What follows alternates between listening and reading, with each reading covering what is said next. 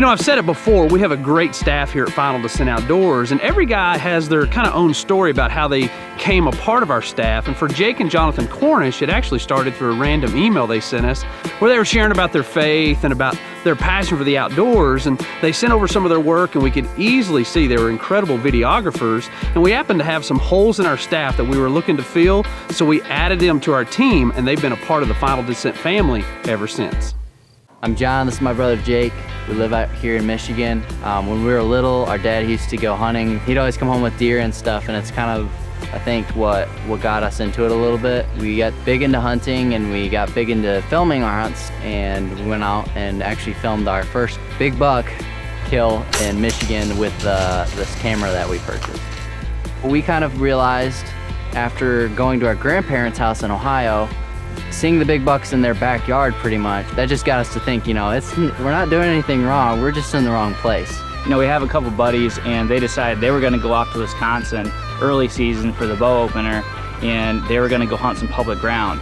Turns out they had some great encounters with some really nice deer, and so we decided to go a little bit later on in October. We actually had some great encounters with a couple of really nice bucks, and we're like, hey, we gotta come back. November rolled around, and we decided to go down for a few days around November 12th and see if maybe some of these bucks that we had seen are gonna be up and moving a little bit more. Well, these guys have definitely found an incredible area in Wisconsin to hunt, and I know if they'll put in some time and effort into this area, one of them is gonna harvest a big mature buck.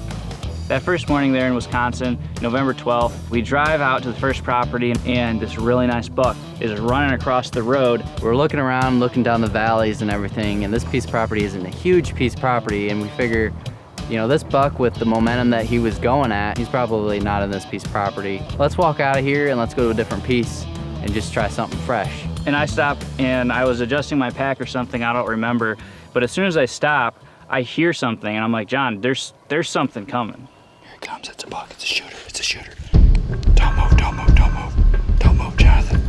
First 10 minutes of being in this piece of property pretty much, and all of a sudden there's this big old buck coming in, staring at us for like 10 minutes, and my mind's boggled by this, and I'm like, is it gonna happen on the first day, the first few minutes that we're actually in this property?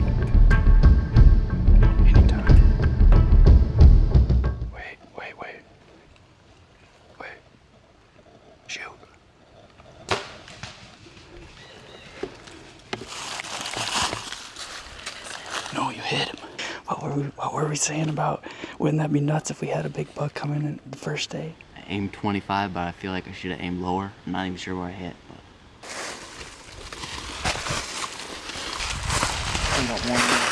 We have one arrow left. All right, well, we're backing out. We didn't find blood, arrow, nothing. Really stinks. It's all right. I feel like we got good chances in another spot we've got. I mean, you don't see bucks like that every day, but in the rut around here, there's a good chance we'll see something bigger than that. So that day was kind of a bust after that. We didn't see a lot of deer, and so we got up the next morning. We're pretty much ready to leave and go back home. So we get in the car, and Jake has this great idea that we should try another piece of property that we'd scouted earlier. It was one of those properties that was right by the road, and we can just walk in real quick, glass it, and walk out. So I figured, hey, it can't hurt anything. Whoa, stop. Dude, there's a buck right in front of you. Dude, get down. See that silver tree? There's sunlight going off of it.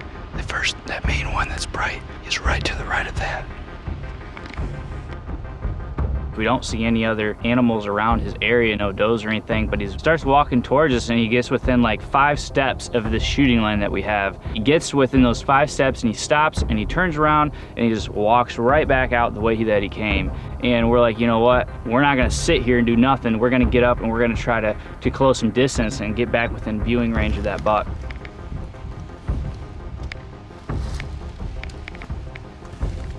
All right, we gotta get up to that fence. We gotta get up to where that fence and that tree goes over. Oh, shoot. He looked like he ran down here, and then he curved back up. Our whole tactic this whole time has been to be aggressive and to not sit places. And we just see white flags go up everywhere. We realized, hey, he's got a ton of does with him. That's the reason he's there, no wonder. And so we quickly went to where he was at after he ran off and just continued to be aggressive and hope that, you know, maybe he didn't bust, maybe he had still wondering what was going on. What?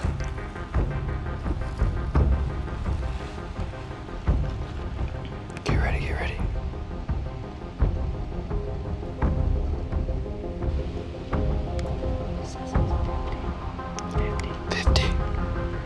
That's too far, dude. This buck had a pretty impressive rack for his age, but he's probably only a 2-year-old, I would guess. And he comes by, you know, and I'm just like, at this point, I really want to shoot something. We kind of decided that we shouldn't shoot him, and it was a little bit far anyway, so it kind of worked out.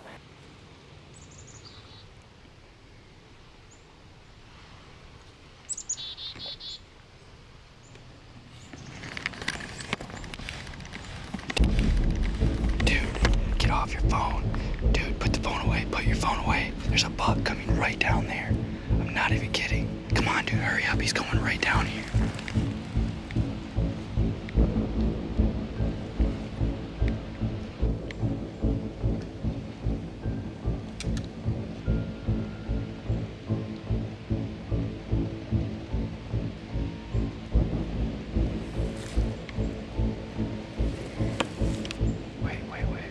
Wait, don't move, don't.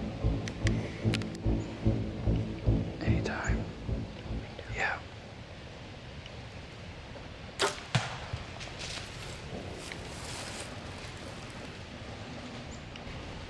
Dude, put it here, put it there.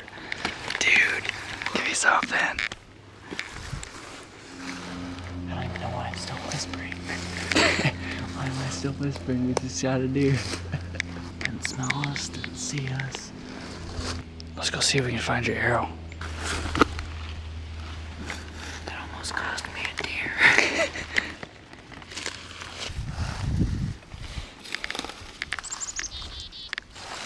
It's coated in red. How's that for Dave? That stung him pretty good. Shit.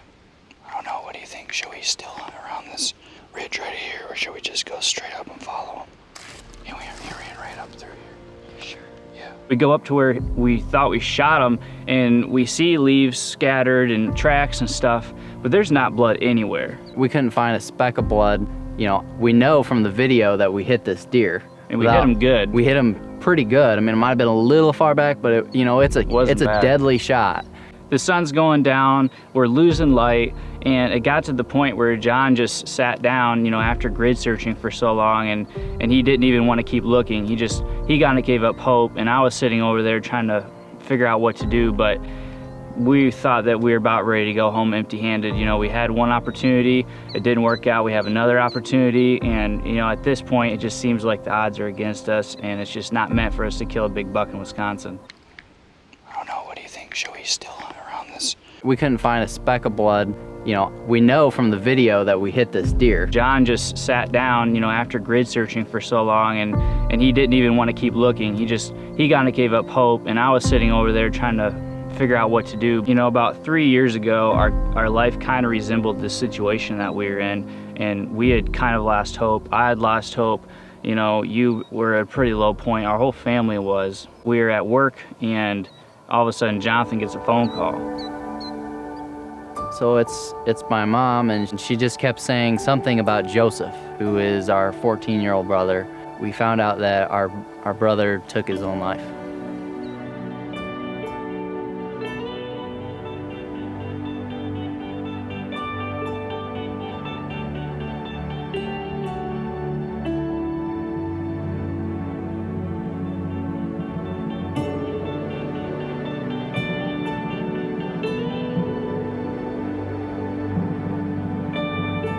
At this point, our emotions are we just lost energy. If you can imagine the worst sinking feeling that you could feel, that's what we were feeling right then. And this whole time that we're driving home, we're just crying out to God, just like, this cannot happen, God, this cannot happen. We got in towards the driveway, and there's cop cars there, and it's just one of the scariest sights that you'll ever see. We got upstairs, and that's kind of where everybody was at the moment. And my dad said he wanted to pray, and so he prayed and he thanked God for the years that we had with Joseph. To me, that's pretty incomprehensible to thank God in a moment like this after what's been taken away from us. You know, my mom just kept having to talk about everything, and you know, me, I didn't want to hear anything. I just wanted to close my mind to everything that was going on. I just wanted to move on. I knew that I had lost Joseph, and that pain was so great, I just didn't want to deal with it right then. And I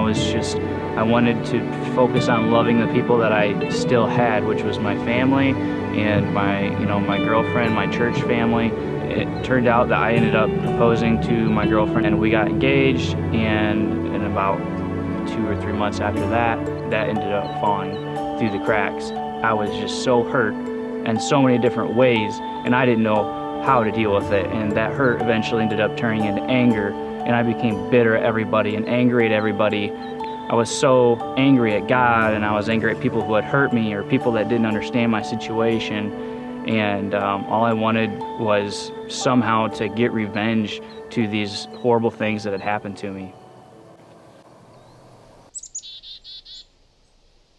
And so I go back to where we were when we shot the buck, and we had already been back there a million times, but I'm like, there's gotta be another way. I find the indentations where my knees were, and I kneel down in the same spot that I was kneeling when we shot the deer, and I take my camera and I hold it up, and as I'm watching the video of this buck coming in and getting shot, I'm taking my camera and I'm lining up tree for tree, limb for limb, log for log. I find the spot where we had shot, and I tell Jonathan, I'm like, hey, come over here, and I want you to stand in this spot, and I don't want you to move. So now we're back where we left off, and we were looking for blood, and we're finding little things like this, which is, you know, practically nothing. About 30 yards past where we found that first speck of blood, I look over and my heart just started racing because there is a deer laying about 10 feet away from us. Yeah. Hey, why don't you look over there? Dude, we thought he went for a ways, and he's like right there. He didn't make it like 60 yards. I'd gone so many other places to try to find him, and never would have imagined that he was laying right there, not even that far away from where we originally shot him. Run up there and take a look at him.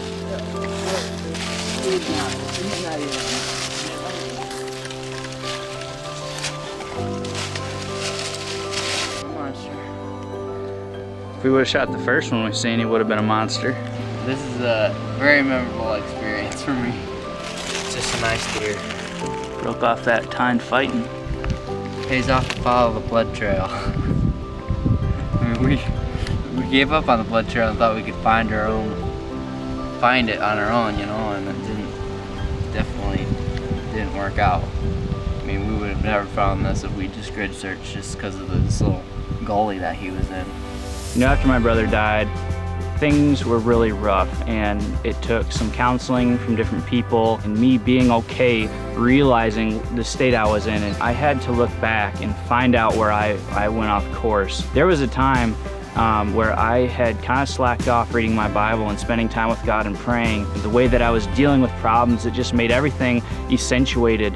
And so as I drew closer to God with the help of other people, you know, there was just these little specks of hope, and it wasn't that much, but it was just little things that gave me encouragement. And I wish that I would have been way farther than I was, but that wasn't the point. The point was that God was working on my heart little by little, and I had to value those specks, and I had to follow them and just not stray off the course. You know, we went wrong when we started to grid search because we didn't put in the time to find that first speck.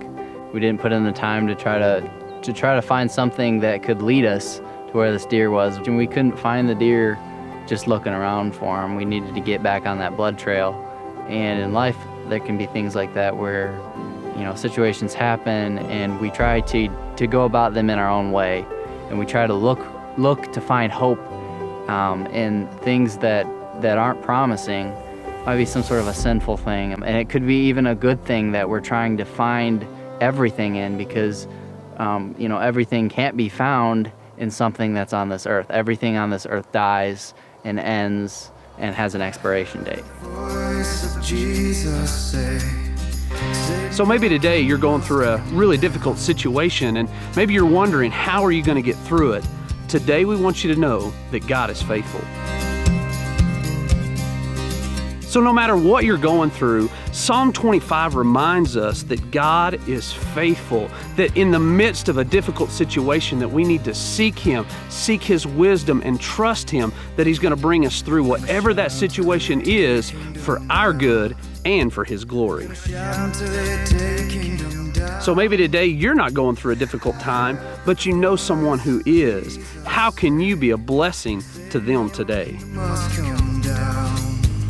So if we could be joining you in praying for that person that's going through a difficult time, or maybe today it's you and you're looking for somebody to partner with you and pray for you as you go through this difficult storm in life. I don't know where you are, but we want to help you.